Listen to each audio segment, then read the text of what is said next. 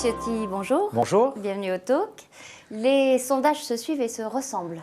Depuis la semaine dernière pour Nicolas Sarkozy, il recule par rapport à Alain Juppé chez tous les électeurs potentiels de la primaire, y compris chez les sympathisants des Républicains et chez ceux du FN, plus étonnant, même s'il reste en tête dans ces deux électorats. Comment l'expliquez-vous? Un sondage chasse l'autre. Là, ça fait quelques sondages. Hein, non, mais si vous remarquez depuis le début de la campagne, c'était le 21 août, oui. Nicolas Sarkozy a considérablement progressé dans la moyenne des sondages. Mais tout ça ne veut pas dire grand-chose. On ne sait pas qui va aller voter à cette élection. Il y a beaucoup de doutes sur l'échantillon et notamment sur le nombre d'électeurs de gauche. Les sondages qui sont aujourd'hui dans l'actualité indiquent une forte présence des électeurs de gauche, ce qui d'ailleurs, sur le fond, est extrêmement choquant. Et je conteste d'ailleurs les appels que font certains candidats aux électeurs de gauche. C'est la primaire de la droite et du centre, et ce n'est pas la primaire de la gauche. Là, vous visez Alain Juppé. Je vise tous ceux qui ont lancé un appel. Je vois qu'il y a des sites, il y a des comptes Twitter qui appellent les électeurs de gauche à aller voter contre Nicolas Sarkozy. Ça fait partie de la mobilisation qui converge contre Nicolas Sarkozy. Donc tout ça, aujourd'hui, il faut de la clarté. Les sondages, c'est un état des lieux aujourd'hui. Encore une fois, Nicolas Sarkozy, par rapport au printemps, a quasiment rattrapé son retard par rapport à Alain Juppé.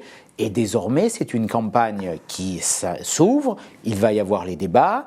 Il y a des débats aussi qui sont installés sur le fond, sur les idées. Et je suis sûr que les électeurs de droite vont trancher clairement parce qu'ils ont envie d'une politique qui change les choses et, pour le dire clairement, d'une politique de droite.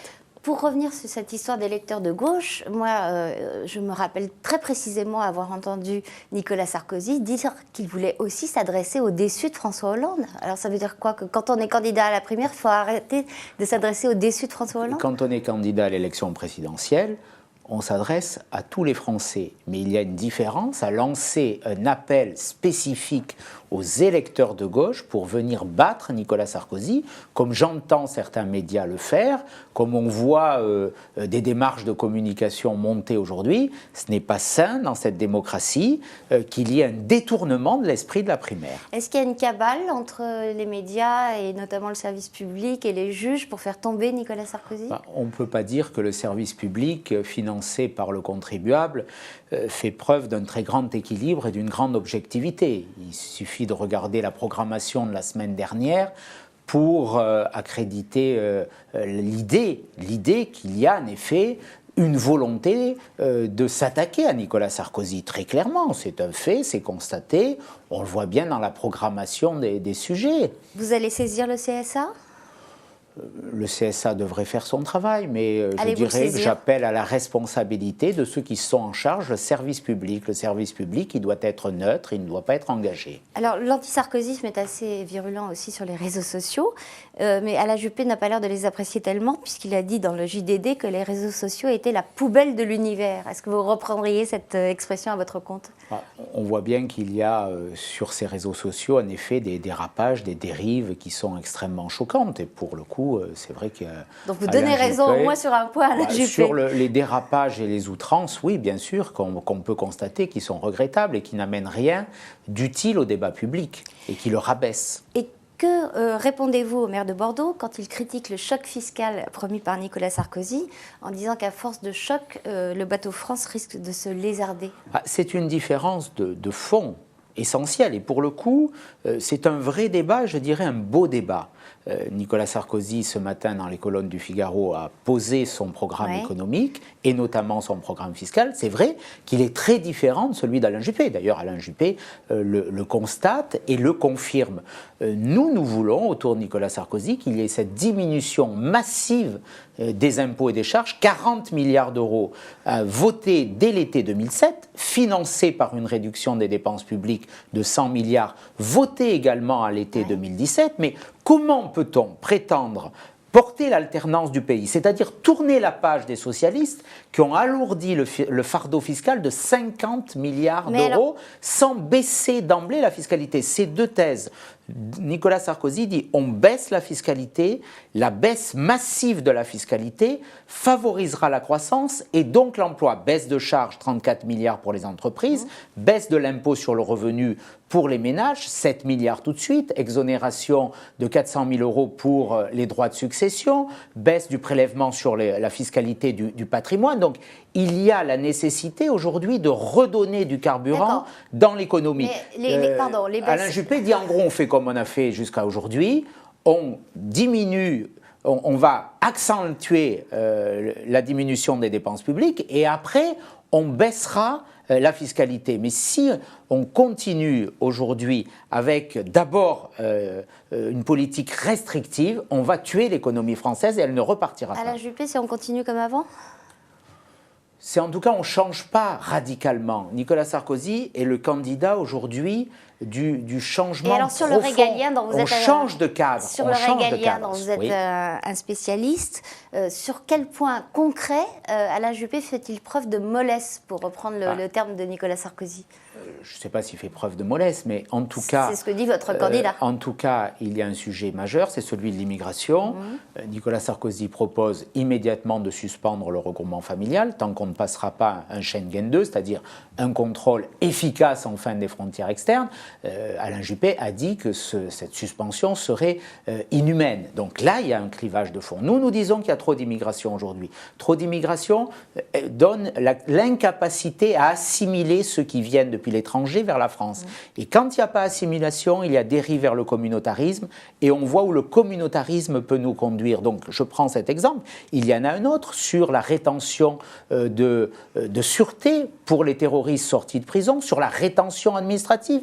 Pour ceux sur lesquels pèse un soupçon, nous demandons un principe de précaution. Oui, mais pardon, il demande exactement la même chose. Bien malin qui pourrait voir la différence. Alain Juppé, comme Nicolas Sarkozy, est pour la rétention administrative sous contrôle du juge d'un nombre réduit de personnes qui sont grosso modo les assignées à résidence actuelle. Où est la différence ? Pourquoi avoir parlé de Guantanamo à la française Parce que c'est une expression de Georges Fenech, qui est un soutien de Nicolas Sarkozy. Les positions de Nicolas Sarkozy. Nicolas Sarkozy a toujours dit qu'il faut un principe de précaution. Alain Juppé caricature les positions. D'ailleurs, nous défendrons une proposition Alain de loi. Alain Juppé caricature les positions. Au début, oui, quand il parlait de Guantanamo, ce n'est pas du tout ce qu'a dit Nicolas Sarkozy. Ce que nous disons, c'est un principe de précaution. Là aussi, le cadre actuel ne suffit pas. Oui. Ce pseudo-argument de l'état de droit qui serait immuable soulevé par les socialistes, il faut dire clairement, face à la menace, et cette menace elle est forte, et elle va durer plusieurs années, il faut changer de cadre,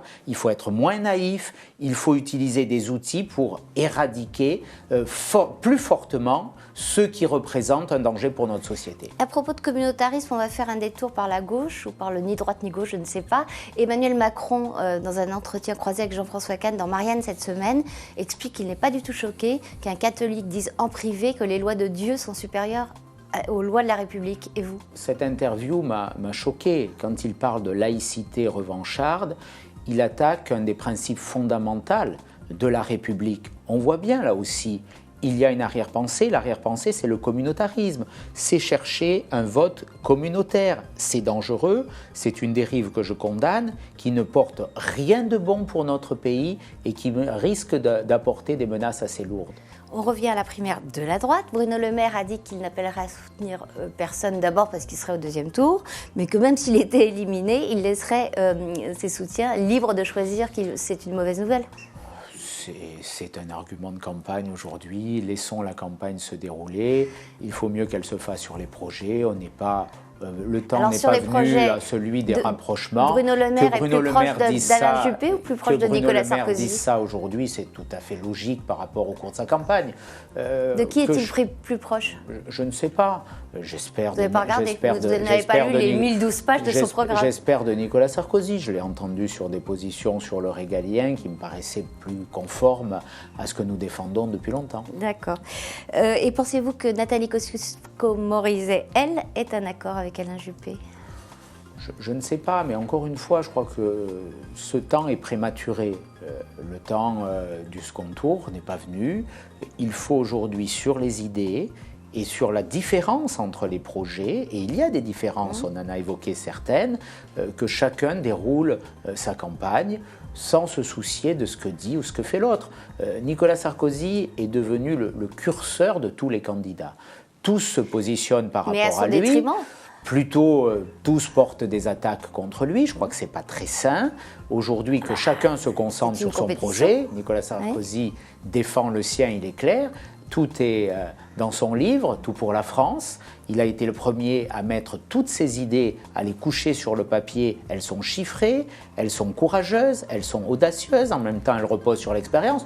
Que chacun fasse la même chose, sans se soucier forcément de ce que dit ou de ce que fait Nicolas Sarkozy. Qu'est-ce que vous lui conseilleriez comme attitude pour le débat télévisé? Le premier a lieu le 13 novembre. D'être lui-même, de porter avec audace et courage ses idées.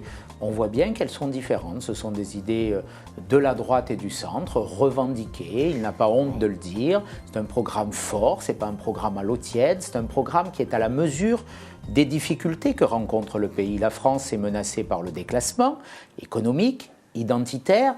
Il faudra gouverner en période de crise, peut-être même de tempête. Et dans la période de tempête, il faut un capitaine. Nicolas Sarkozy n'a jamais été aussi fort que pendant les périodes de crise. La France doit savoir qu'elle va avoir encore des moments très difficiles. Et à sa tête, on a besoin d'un homme d'État fort, audacieux, courageux, qui ne regarde pas le passé en permanence, qui change de cadre et qui s'adapte aux défis de la modernité. Toute dernière question, vous dites qu'il s'adresse à l'électorat de la droite et du centre, mais les leaders centristes, eux, vont en ce moment vers Alain Juppé. Alors ça veut dire que les leaders centristes sont coupés de leurs électeurs ? Nicolas Sarkozy parle aux électeurs. Après, il y a des attitudes qui sont indexées sur les courbes de sondage. Tout ça n'a pas grand intérêt.